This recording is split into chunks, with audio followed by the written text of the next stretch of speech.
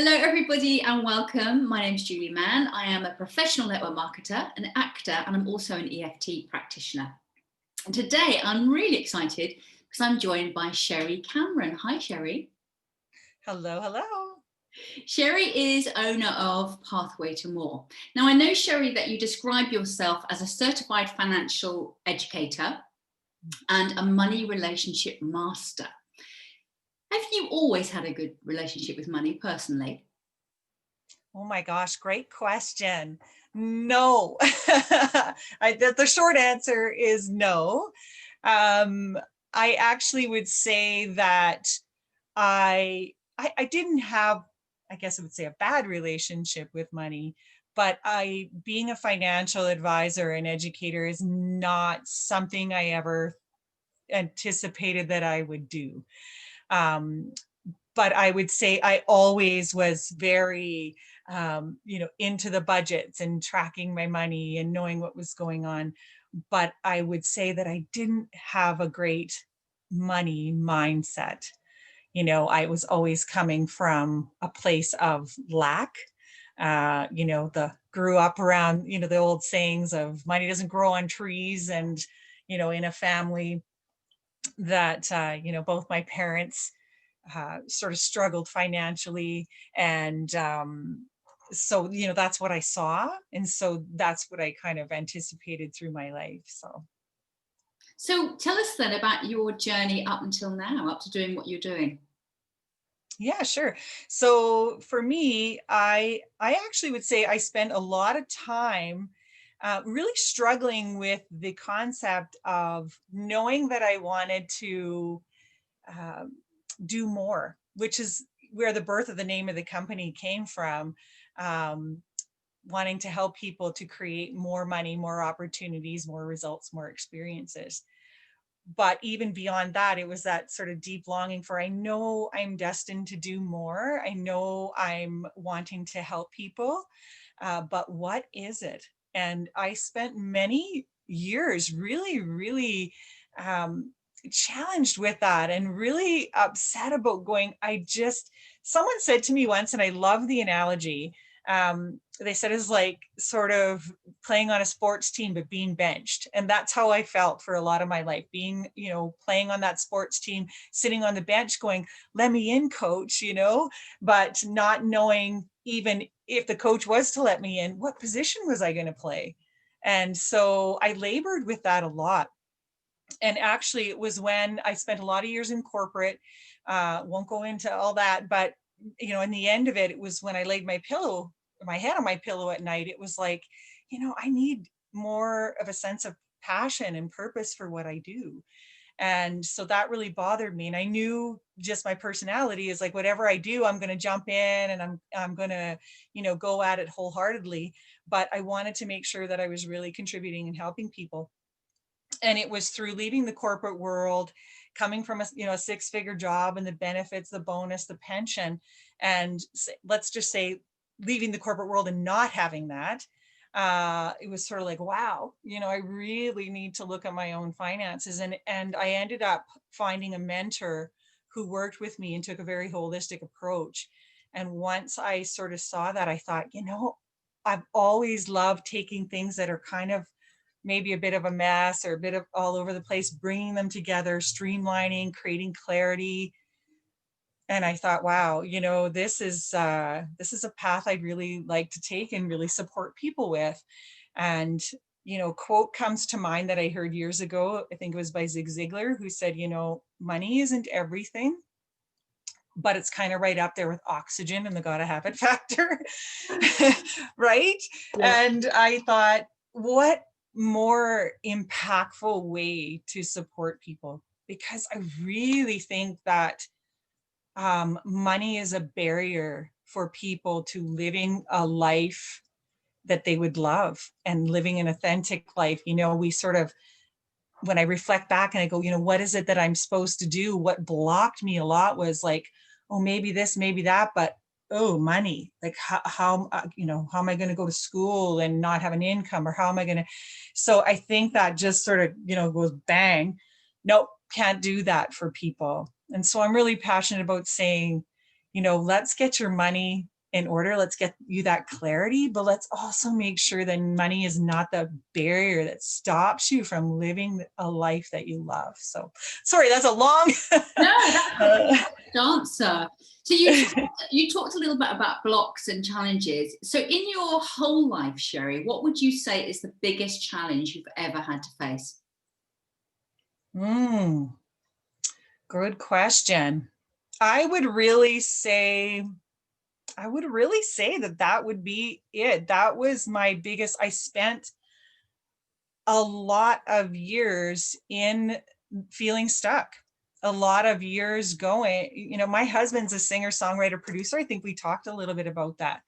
He picked up a guitar at the age of, I can't remember what he said, probably 12, something like that. He was hockey before that. And then boom, it was like he knew exactly what he wanted to do. Music was it for him. And he had such clarity, and peace of mind in just knowing, not that there wasn't challenges in his journey, but he just had such clarity in knowing exactly what it was that he was meant to do. And I think for me, there's a TED talk out and she talks about, I forget the girl's name, so I'm sorry, but she talks about multi-potentialites. And that's kind of how I saw myself, is like, I wore a lot of different hats and did a lot of different things, but it really pained me to go, I really want to be in service and I really want to contribute, but what is that? And so I would say that would be my biggest challenge, that I spent many, many years just kind of on the bench and wanting to be in the game. So, But eventually yeah. you said you got yourself a coach.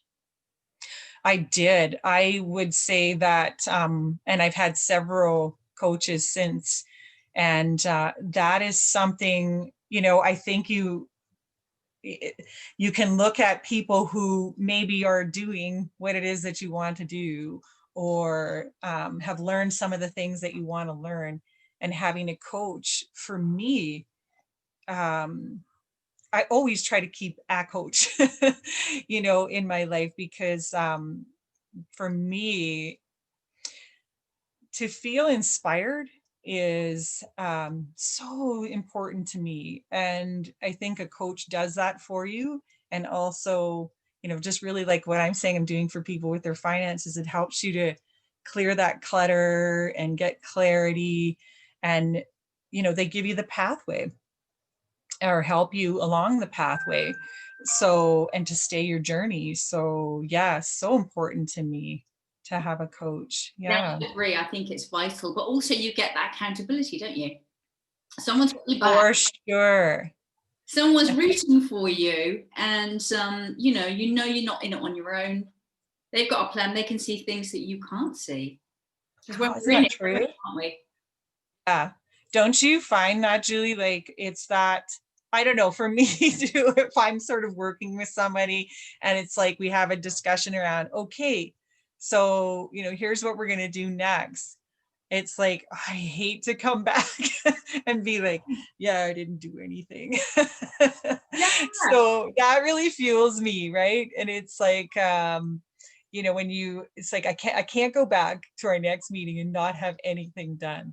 And often, right, the stuff that we need to do, like, it's pushing ourselves outside of ourselves. And so, sometimes I'm like, oh yeah, right, I'm supposed to set up this, or I'm supposed to do this talk, or but I find myself doing the dishes, right? Because it's like, well, I know how to do the dishes and that's not scary. Right? But Yeah.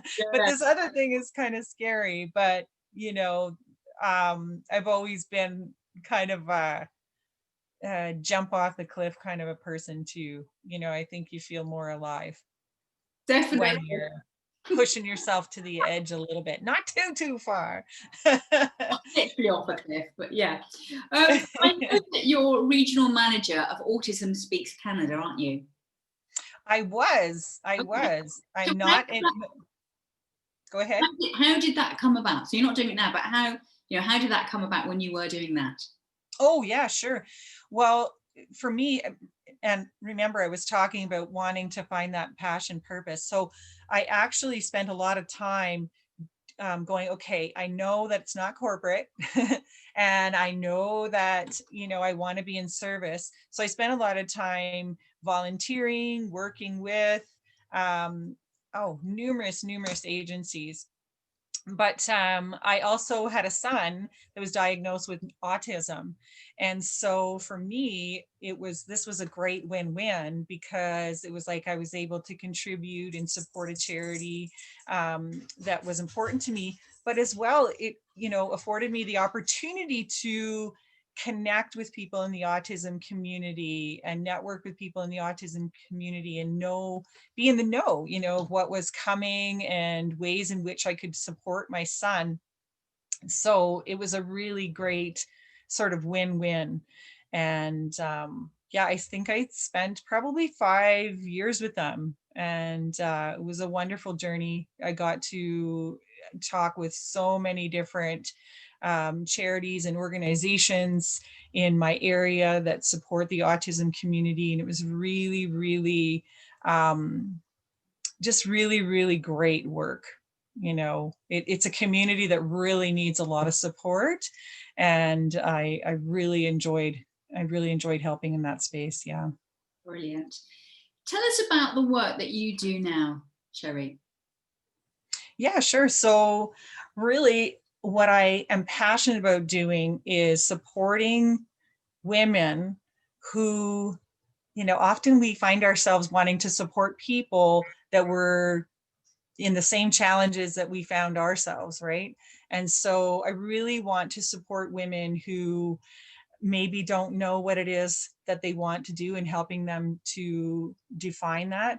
And also, maybe they do know what they want to do, but are afraid to take the plunge and take that challenge.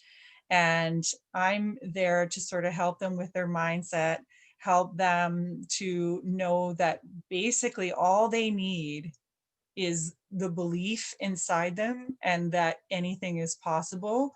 And helping them to make sure that money is not the barrier that gets in the way of them achieving their life goals and doing what it is they love and living their authentic life. Isn't belief one of the hardest things, though? Self-belief, isn't that one of the biggest challenges that most people face? So huge. So huge, right? And it's really about the thoughts, right? It's all about the thoughts that we have going on in our head. Like sometimes I was just having this conversation with someone the other day and going, sometimes we have these feelings. And, I know myself, it's like often after Christmas, all the money spent and all the, commercialization and everything of it, I always have this sort of yucky feeling. And you go, oh, okay, I'm having these yucky feelings. But I know now, it's like when I start to have those feelings, it's like, okay, what's going on? Like that's a trigger for me to go, okay, so there's some thoughts happening behind that.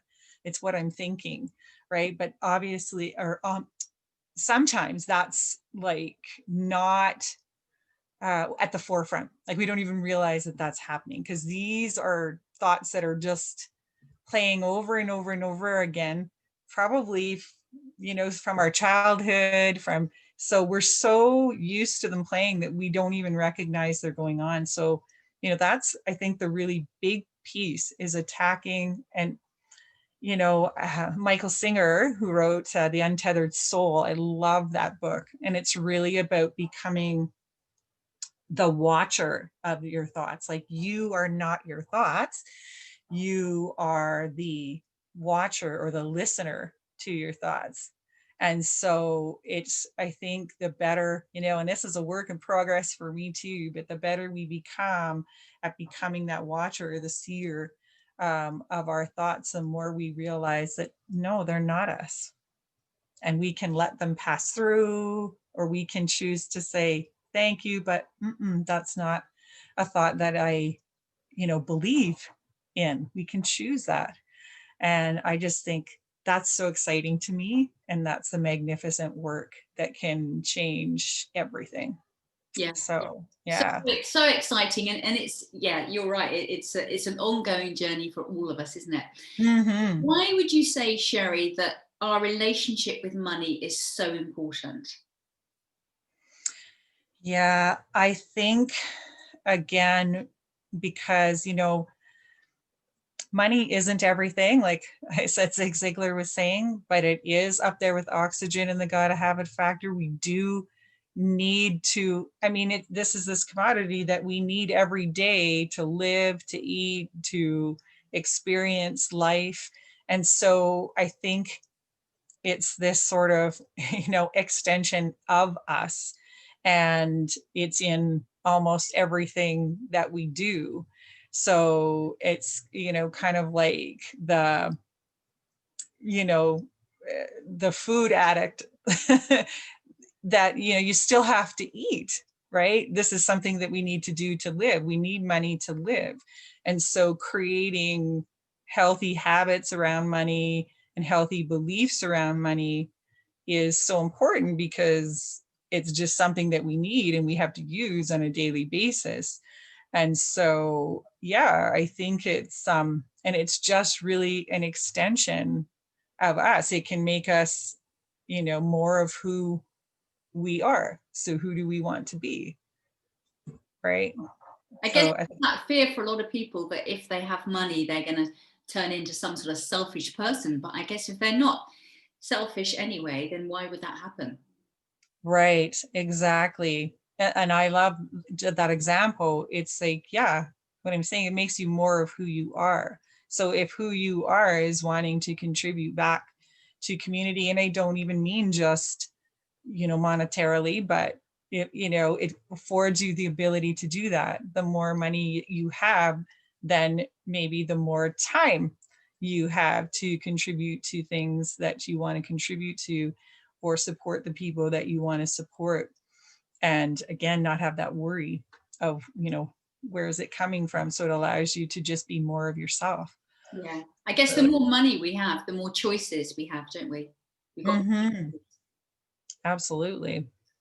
So if someone watching doesn't, they're really struggling, they don't have enough money now to do what they want to do, what kind of things would you advise them to do? Got any tips? Sure. Well, first and foremost, I always say to people, it is, that nuts and bolts stuff. Like, start with, that nuts and bolts, and where are you?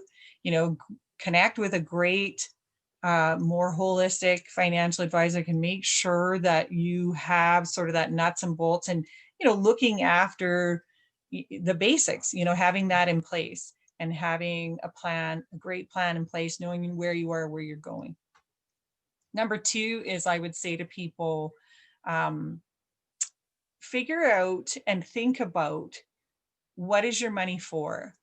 So I don't think people spend a lot of time really thinking about this question, right? Like, we drive around, we see billboards, or we, go into stores, we see magazines, we go on the computer, we see constantly being bombarded with what you need to buy and what you need to do, and you need to have a better house and car and all these things. But I think if you spend some time really connecting with, what is your money for you, then that can really start to fuel you towards some of your goals.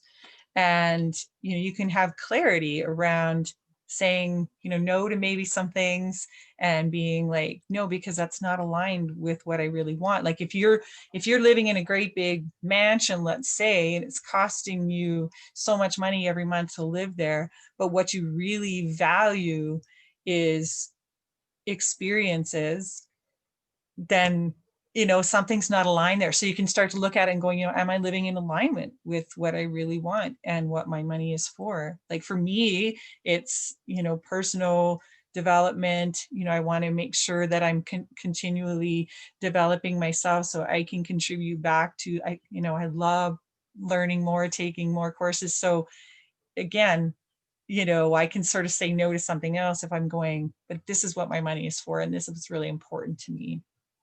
Yeah, and then thirdly, and that's a big one, And but that's I a would great say question, really, really. that's the big one, is the mindset. right? Because again, and the belief is, and start to work on that.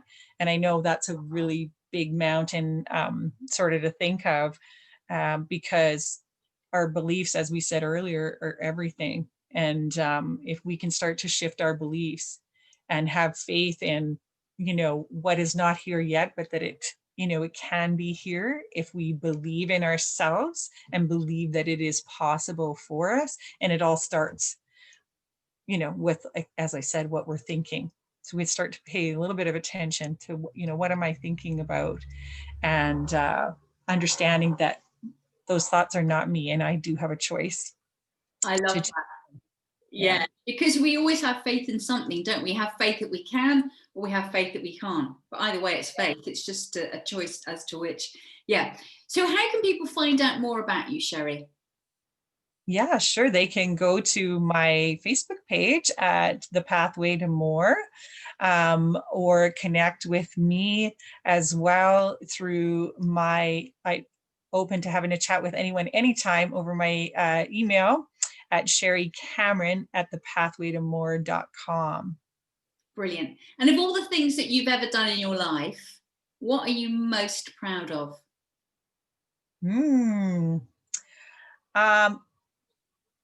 Okay, well, my kids, of course, I think that goes without saying for any mom. My kids are my pride and joy, and they're such awesome human beings. I have a daughter at 14 and a son who's 11. But you know what popped into my mind when you said that? And maybe it's kind of silly, but I am very proud of it, is I grew up never knowing how to swim and was actually quite afraid of water. And I decided a few years back that I was going to go do a few things off of my own. And I decided to go traveling on my own. And I decided to take some courses on scuba diving. And so I traveled a bit of the world, went scuba diving, which to me was like something that I didn't think was ever even going to ever be possible for me. But remember I said about jumping off the cliff? That was one of my jumping off the cliff moments. And it was just so freeing and exciting to do something that I thought was never possible. And then it just opened up there's a whole new world under there. Wow, that's amazing and so inspiring, particularly for someone who might be watching who perhaps can't swim and has the same sort of fears. That's fantastic. Yeah. If today was your last day on this planet, Sherrie, how would you like to be remembered? Oh, you ask such wonderful questions. I would like to be remembered as someone who inspired people. I, like you, am a bit of a performer, so I sing on stage, and as well I speak.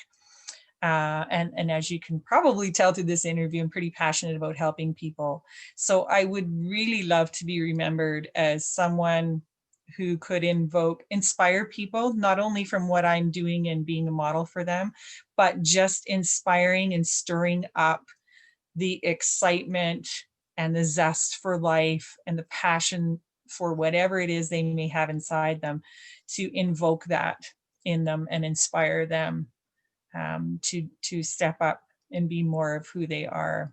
I would love to be remembered for that. Wow, I love that. Anything else you'd like to say before we close? I don't think so. I just think it was lovely to have this chat with you. You ask such great questions, and thank you for having me. Thank you. Thank you for being you. I love your little behind you. Yeah, yeah, be you.